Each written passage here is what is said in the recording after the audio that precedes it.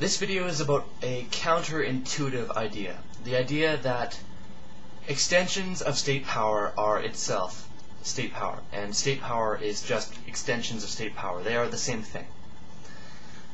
And the state, this state of ours, and statist propaganda only survives by conflating free, consensual, voluntary free market with state monopolies. It's a very, very devious thing to do, and I think if we acknowledge that there's no differentiation between extensions of state power and state power itself, once we acknowledge that, then statists will no longer be able to put forward this propaganda. And, okay. So, oftentimes a government or a state, when I say state I mean government, kind of interchangeably, when a state puts out, or when a state gives the private sector a formerly government-owned monopoly, when that takes place, oftentimes the state won't just open it up to the private sector. They won't just allow competition.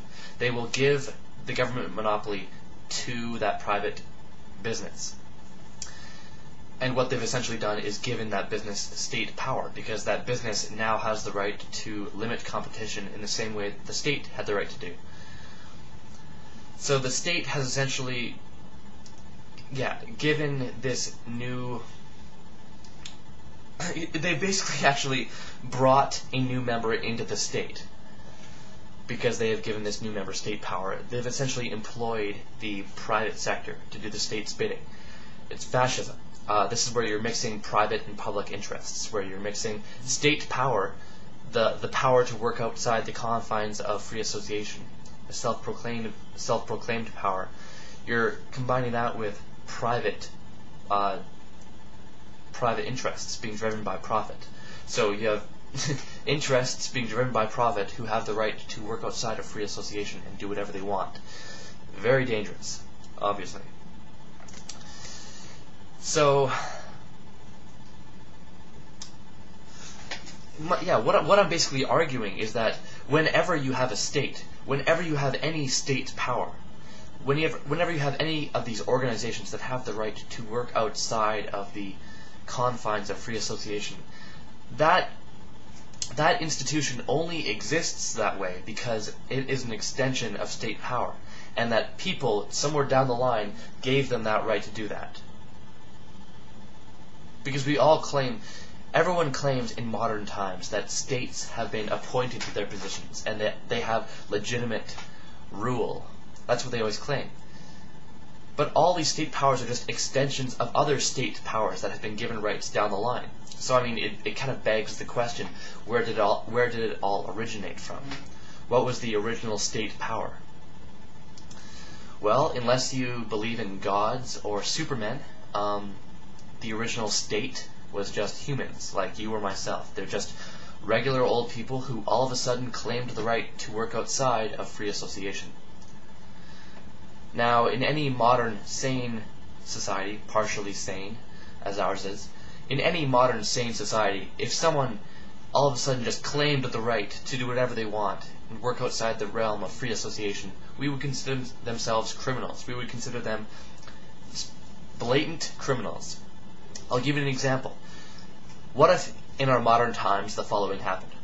What if Chuck E. Cheese, I used this example in my last video, what if Chuck E. Cheese, you know that the kids store, where you go in and you buy their own coins, they provide you with their local currency, and you buy their coins, and you play their games with their coins, and you win more of their money, and you spend their money in their shops, and you get like toys.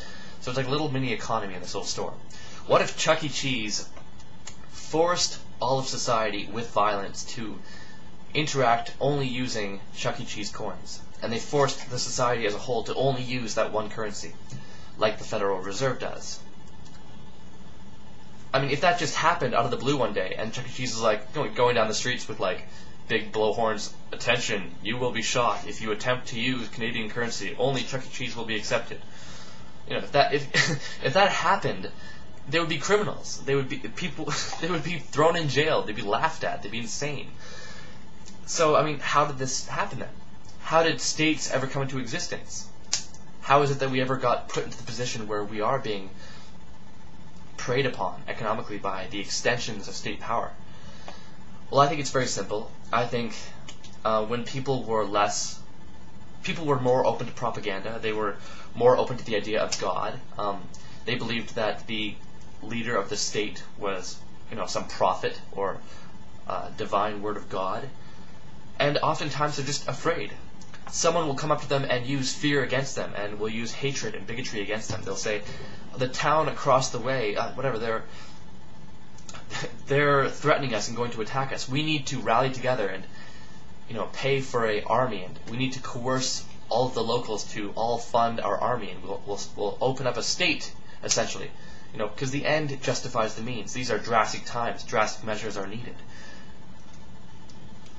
That kind of mentality can lead to any sort of insanity. So I think much of the origin of the state lies in exploiting people's fear and their bigotry and their delusions about God and things like that. So yeah, that's my video about the public sector. I want to talk about a few other things today. So I'm probably going to make tons of videos today. I don't know if people will watch them. I don't care. Peace.